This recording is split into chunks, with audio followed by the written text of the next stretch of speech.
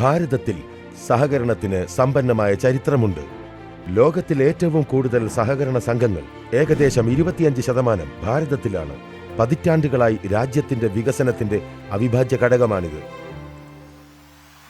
രാജ്യത്ത് വികസനം ത്വരിതപ്പെടുത്താനും സമ്പദ് വ്യവസ്ഥയെ ശക്തിപ്പെടുത്താനും വരുമാന അസമത്വം കുറയ്ക്കാനും സഹകരണ സംഘങ്ങൾക്ക് കഴിയും.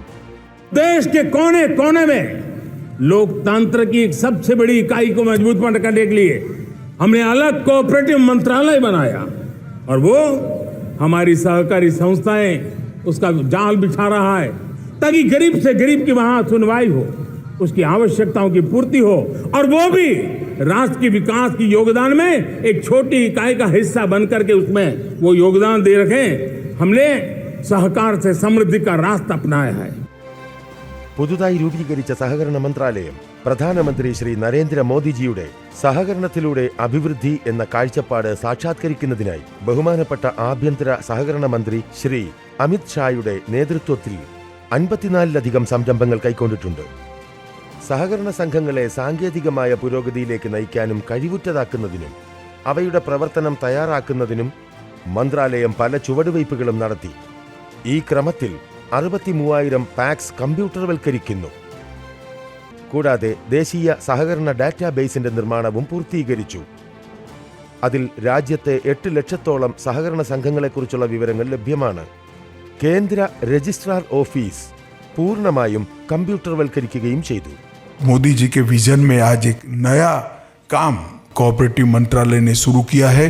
सेंट्रल रजिस्ट्रार की ऑफिस का पूरा सिस्टम CRCS का कार्यक्रम आज से पूर्णतया डिजिटल हो रहा है और इसके बाद यही पैटर्न पर हम राज्यों के सहकारिता के रजिस्ट्रारों के कार्यालय का भी कंप्यूटरीकरण करने जा रहे हैं.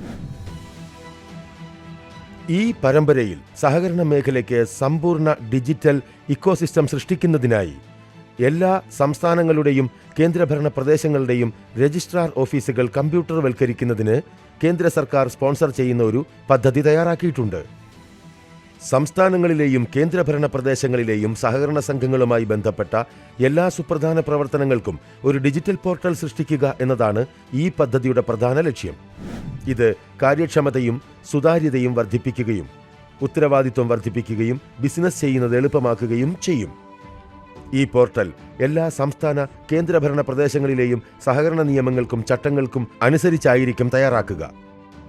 ഒപ്പം ഡിജിറ്റൽ ആശയവിനിമയം, വിവരങ്ങളുടെ ഇലക്ട്രോണിക് വിതരണം, ദേശീയ സഹകരണ ഡാറ്റാബേസുമായി എല്ലാ സംസ്ഥാന കേന്ദ്രഭരണ പ്രദേശ രജിസ്ട്രാർ ഓഫീസ് ഡാറ്റാബേസുകളുടെയും ഓട്ടോമാറ്റിക് ലക്ഷ്യമിടുന്നു.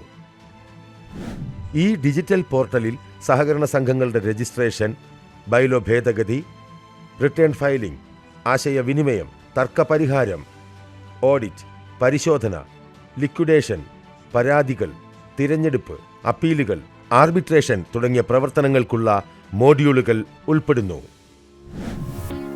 2023 ഒക്ടോബർ 6 ബഹുമാനപ്പെട്ട ആഭ്യന്തര സഹകരണ മന്ത്രി ശ്രീ അമിത് ഷാ RCSന്റെ കമ്പ്യൂട്ടർവൽക്കരണ പദ്ധതിക്ക് അംഗീകാരം നൽകി. ഈ പദ്ധതിയുടെ ആകെ ബഡ്ജറ്റ് 94.59 കോടി രൂപയും കാലാവധി 3 വർഷവുമാണ്. ഈ പദ്ധതിക്ക് കീഴിൽ സംസ്ഥാനങ്ങൾക്കും കേന്ദ്രഭരണ പ്രദേശങ്ങൾക്കും ഭാരത സർക്കാർ സഹായം നൽകുന്നു. ജില്ലാ തലം വരെയുള്ള എല്ലാ സംസ്ഥാനങ്ങളിലെയും രജിസ്ട്രാർ ഓഫീസുകൾക്ക് ഡിജിറ്റൽ പോർട്ടൽ ഉപയോഗിക്കാനാകും. ഈ പദ്ധതിക്ക് 3 പ്രധാന ഘടകങ്ങളാണുള്ളത്. സോഫ്റ്റ്വെയർ വികസിപ്പിക്കുന്നതിന് ഓരോ സംസ്ഥാനത്തിനും കേന്ദ്രഭരണ പ്രദേശത്തിനും 1.5 കോടി രൂപ വരെ സഹായം നൽകുന്നുണ്ട്. കമ്പ്യൂട്ടർ ഹാർഡ്വെയറും ക്ലൗഡ് ഇൻഫ്രാസ്ട്രക്ചറും വാങ്ങുന്നതിനുള്ള ചിലവ് കേന്ദ്ര സംസ്ഥാന സർക്കാരുകൾ സംയുക്തമായി വഹിക്കും.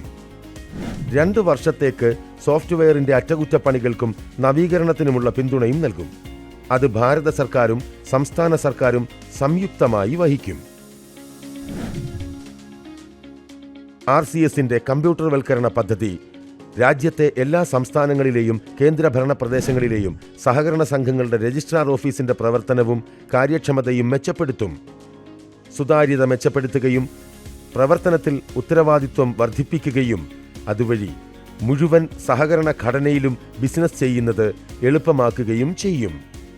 ഇത് സഹകരണ മേഖലയുമായി ബന്ധപ്പെട്ട ഏകദേശം 30 കോടിയോളം അംഗങ്ങൾക്ക് ഗുണം ചെയ്യുകയും രാജ്യത്തിന്റെ സാമ്പത്തിക പുരോഗതിക്ക് ആക്കം കൂട്ടുകയും ചെയ്യും. കൂടുതൽ വിവരങ്ങൾക്ക് താഴെ നൽകിയിരിക്കുന്ന ലിങ്കിൽ ക്ലിക്ക് ചെയ്യുക.